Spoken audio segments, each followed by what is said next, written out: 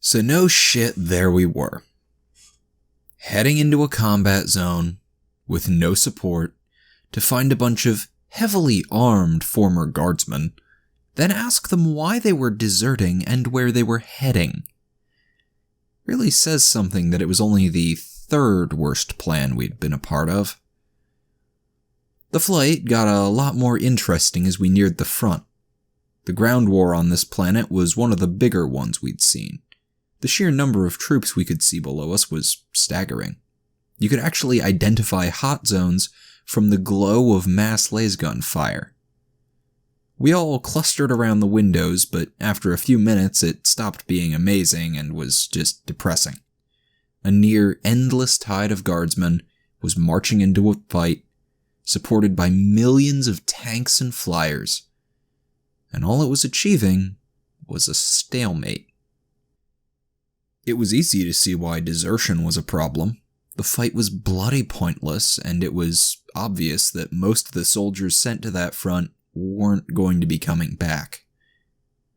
The spot where we landed wasn't an active battle. It was a fairly wide valley that used to hold a fair-sized town or something. It had been turned into a charred wasteland by artillery. The only movement we could see were soldiers standing watch up on the edges and the flash of artillery in the distance. It looked like the barrage was coming down right where the line was supposed to be.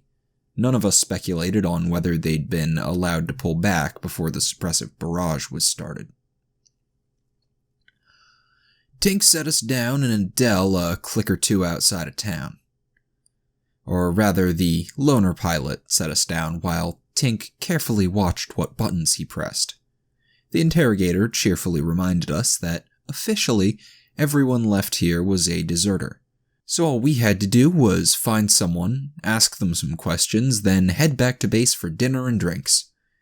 We shared a pained look with the other half of the team as he bounded out the rear hatch, then followed him into the no man's land. It goes without saying that the wasteland wasn't a happy place. None of us wanted to be there, even without the presence of desperate deserters and orc scouts. Anywhere that's had that many shells dropped on it is amazingly unsafe to wander around. Tink tried to convince Sarge that, despite the complaints from the co-pilot, it was his duty to stay in the flyer.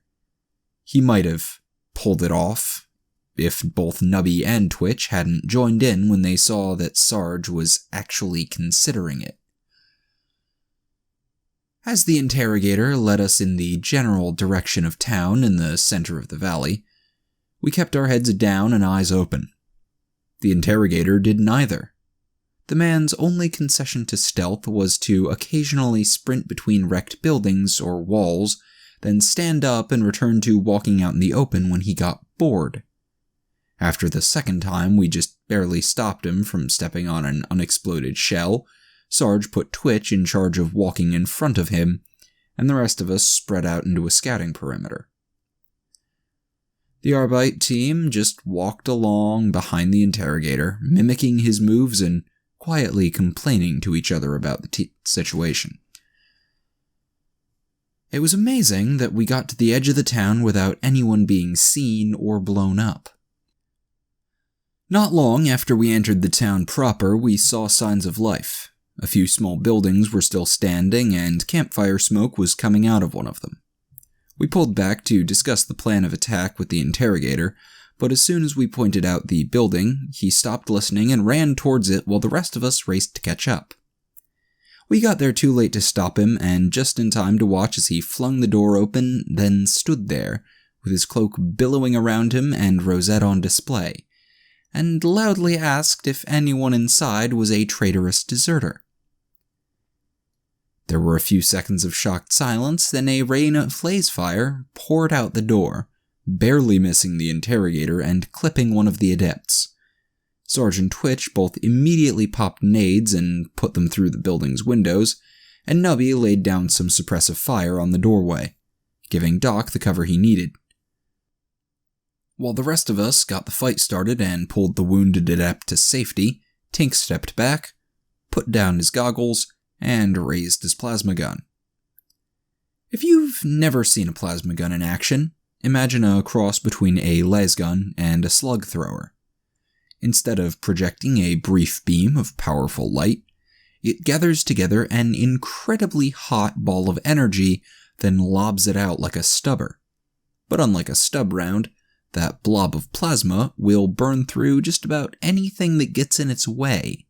Also, its bright blue makes an incredibly ominous whine as it charges, and occasionally vents superheated gases onto the user. All in all, lasguns are a lot easier and safer to use, but when you want to destroy armor or punch through a wall, accept no substitutes. Tink put several rounds through the walls on either side of the door, killing the poor bastards taking cover against them, and opening firing ports for Sarge and Twitch to use. After that, the fight was pretty one-sided. We had better positions, weapons, and training, but the real kicker was when the interrogator came through the back door with the rest of the team. For all of his lack of tactical sense, the man was an impressive fighter. He swept in and wiped out the last 4 deserters before they managed to turn and face him. Neither the Arbites nor the Psyker got a shot off before it was over. It was an impressive end to the battle. Unfortunately, the whole thing was spoiled a little by the wounded adepts screaming, and the fact that none of us had remembered to leave someone alive for the interrogator. As soon as Doc was finished bandaging the adept, we got away from the corpse-filled building before someone came to check out the noise. As we moved, Bane treated everyone to a play-by-play of the fight, with sound effects, and Sarge privately decided that it would be best to keep the interrogator away from the next group of deserters we found. When Twitch spotted movement in another wrecked building, we pulled together and formed a fairly simple plan. Doc, who was sticking with the wounded adept, was put in charge of keeping the rest of the team out of our way. He led them in the opposite direction from the deserters to investigate some random pile of debris, which might be a hiding place for a secret deserter hideout or something, while the rest of us just casually walked away. After a little scouting and some discussion, we decided that it'd probably be easier for us to pretend to be fellow deserters and ask for some info than try to capture one of them. That is to say, it was easier for Twitch and Nubby to pretend to be fellow deserters. Sergeant Tink decided to stay back and watch. Tink's plasma gun and other toys made him stand out a little too much for comfort, and Sarge practically had Senior NCO tattooed on his forehead. Neither of them were likely to find friends inside, but Twitch and Nubby were practically poster children for desertion. If a director was putting together one of those commissariat films on the evils of cowardice and asked for an obvious cretin as well as someone who'd clearly snapped a long time ago, he'd have sent both troopers back for looking too stereotypical. They didn't have any trouble at all walking into the camp. Within a minute of entering, Nubby was training low sticks for rumors, and Twitch had started collecting info on local orc patrols. Of course, these guys didn't know anything really useful to us. Why would they? They were just a bunch of poor suckers who'd gotten screwed over by just about everyone on either side of the war. None of them had any secret nefarious plan, they just didn't want to die. Mostly, they just told us that the troopers above the valley were shooting anyone who tried to leave, which was pretty much what we'd expected from the commissariat. They did have one piece of interesting info, though. One of them said that some former officer was pulling deserters together for a push out of the valley. They didn't want any part of it, but we were free to try if we had a death wish. Unfortunately, before Nubby could get directions from them, the screaming started. It came from the area where Doc was distracting the interrogator and sounded awfully warpy. The second it faded, it was replaced with the sound of gunfire. The deserters all immediately ran for it, and we decided to pull back to help instead of trying to stick with them. We calmed Doc as we ran in and attempted to figure out what the hell was going on, but the medic wasn't making much sense. All we were able to establish was that someone was an idiot and orcs were involved. When we finally made visual contact with the team, they were holed up in some rubble and exchanging fire with a bunch of deserters in another pile. The four of us started to flank around, but before we got halfway, we were interrupted by a loud "Wah!" and the arrival of a squad of greenskins on the opposite side of the fight. It's times like this when knowing your enemy and having decent comms network can really pay off. We all grabbed cover and Sarge barked a ceasefire order to the rest of the team, which, to our complete lack of surprise, was obeyed by everyone but Bane. Luckily, a piece of debris blocked the greenskins' view of the interrogator, which meant that the deserters were the only visible enemies. Following their usual insane logic, the orcs all charged the hostile pile of rubble, completely ignoring us as we got into position to take out the winner. The fight ended without any other incidents, but once again, none of the deserters survived. While Sarge reported the small amount of information Nubby and Twitch attained, Doc filled us in on what had happened. As he worked to patch up the second adept, the medic explained that the ruined building he'd picked for a distraction had just happened to contain another group of deserters. They'd been talking about something and the interrogator wanted to listen in, so he'd led the whole team closer. Right as they'd gotten close, someone, Doc threw a wad of bloody bandage at Fumbles here, decided to try listening to the deserters' thoughts instead of their voices, and screwed the pooch. Hence the warpy scream, Doc's near deafness when we calmed, and the ensuing fight. He said it was sheer bloody luck that the interrogator managed to dodge all the fire and hadn't wound up like the adept. Furthermore, it was practically a miracle that only one group of orcs had followed the noise. All in all, Doc was not a very happy trooper, despite getting a great chance to prove his medical ability, and said we'd gotten off incredibly light so far. He was of the opinion that it was time to cut our losses, and the two bleeding adepts seemed to agree, or at least they moaned in a sort of agreeable way.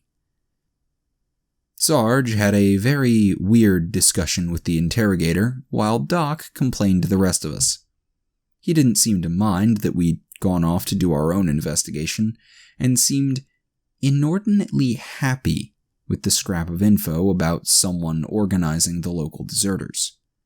When Sergeant the Arbitrace pointed out that none of us had the slightest idea where in the large, ruined, orc-filled valley this was happening, the man only laughed and assured them that the deserters we'd just fought had probably known where it was.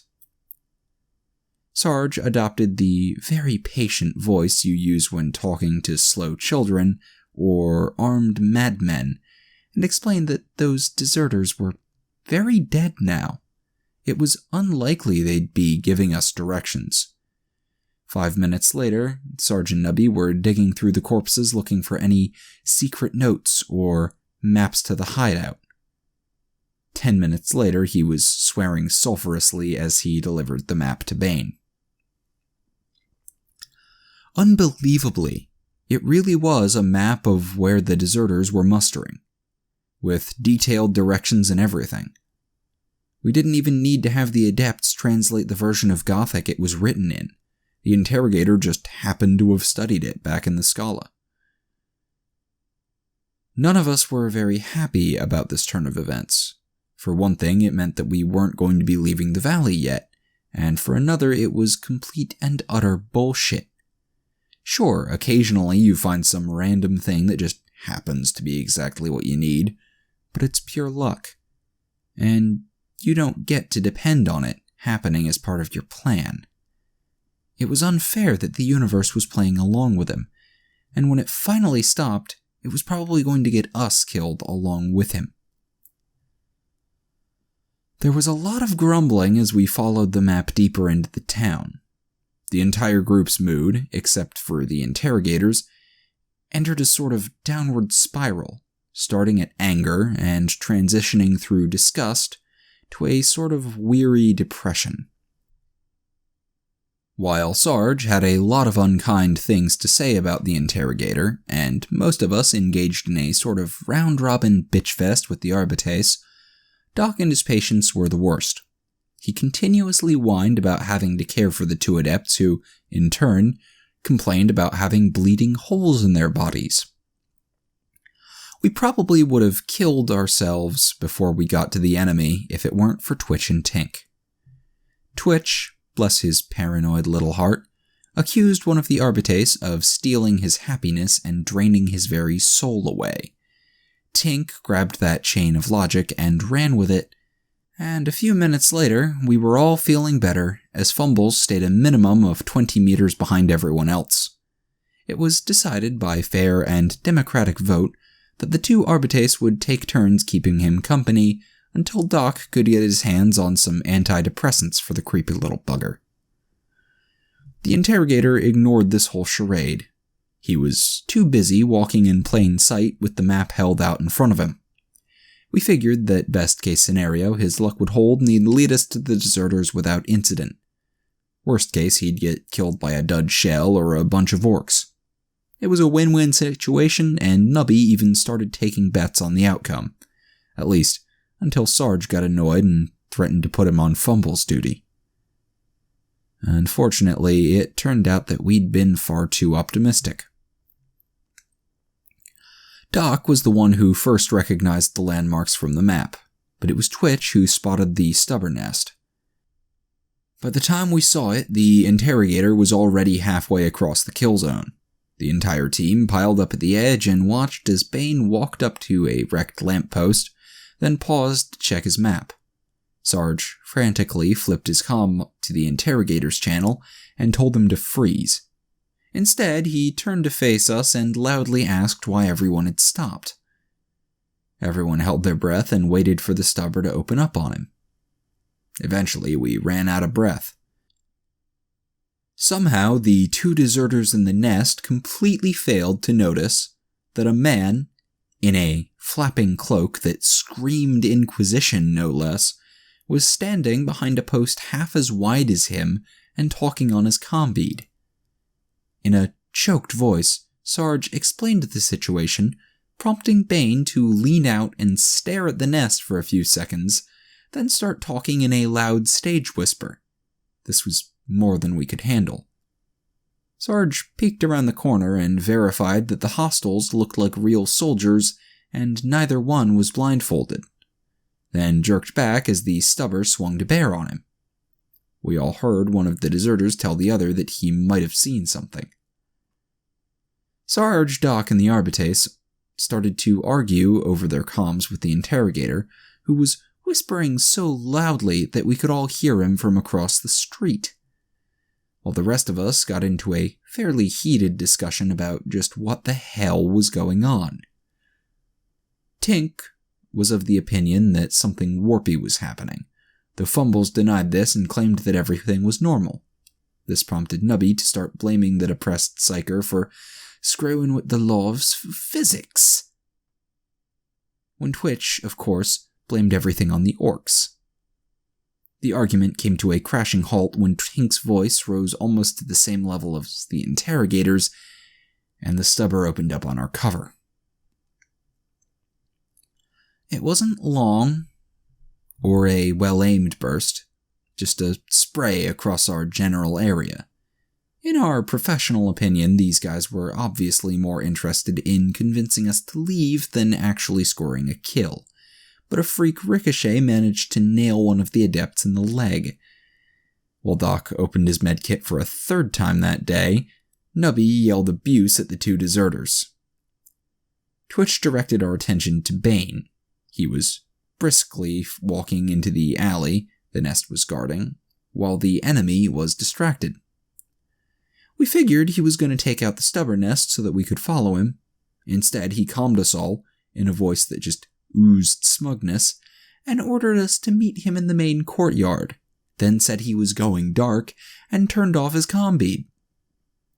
Hopefully, he heard what Tink yelled at him. The deserters certainly did. A second ricochet lodged itself squarely in Twitch's helmet. Everyone, except Sarge and the Arbitrace, were in favor of ditching the interrogator and heading back to the flyer.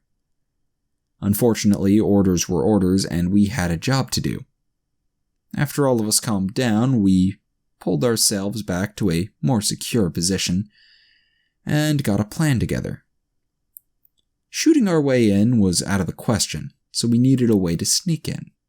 The problem was that none of us were very sneaky, and only half of us stood a chance of impersonating deserters. We didn't have spare uniforms for the Arbitrace, and neither adepts were up for anything strenuous. Fumbles volunteered to make us all invisible, but Doc immediately vetoed that idea and sent him back to his corner on the far side of the building. In the end, we decided to just leave them all together to act as a secure base while the rest of us went inside ourselves. Tink's toys and plasma weapon were crammed into a rucksack. Doc was pushed into a puddle of mud, and Sarge hoped really hard that no one on perimeter duty had a grudge against NCOs. Nubby and Twitch in the lead, we went to back up the idiot. We circled around to another entrance in hopes of finding some less weird guards than the selectively blind ones that had shot at us. The main entrance to the deserters' compound had at least 2 gunners covering it and a few troopers lounging around in front of us. A protesting nubby was kicked out ahead of us to act as an emissary and sidled up to the troopers with his hand held comically high in the air. None of us heard what he told the guards, but they quickly lowered their weapons and let Nubby join them at their post. Glow sticks were exchanged, a bottle materialized from somewhere, and after a few more minutes than were probably necessary, he called us over. Nubby made a round of introductions, starting with Sarge, who got a long, appraising look from the man in charge, and ending with Doc. When the deserters saw we had a medic, they perked up and started asking pointed questions about the state of his medkit, i.e., how many ampules of painkillers he had, and how many he really needed. Doc shot Nubby a glare and ponied up about 1/3 of his supply. This immediately made us several new friends, and one of the troopers happily agreed to show us around. The tour consisted of a meandering walk through the collapsed buildings that made up the compound, and ended in an open area populated by a few dozen deserters. He dumped us on an oddly cheerful man who welcomed us to the First Free Army and informed us that we were extremely lucky. It turned out that we'd arrived just in time to hear an important announcement from the general. After it was over, he'd see about getting us fit in. But for now, we should just listen. A pair of men who could have been Sarge's brothers came out of a nearby building and started barking everyone into formation. As we shuffled around, Twitch spotted a single soldier wearing a Valhallan coat and hat, a preposterously large mustache, and a dozen things which obviously marked him as an Inquisition agent. Sure, the greatcoat covered most of him, and the mustache looked amazing, but anyone who looked closely was going to bust him.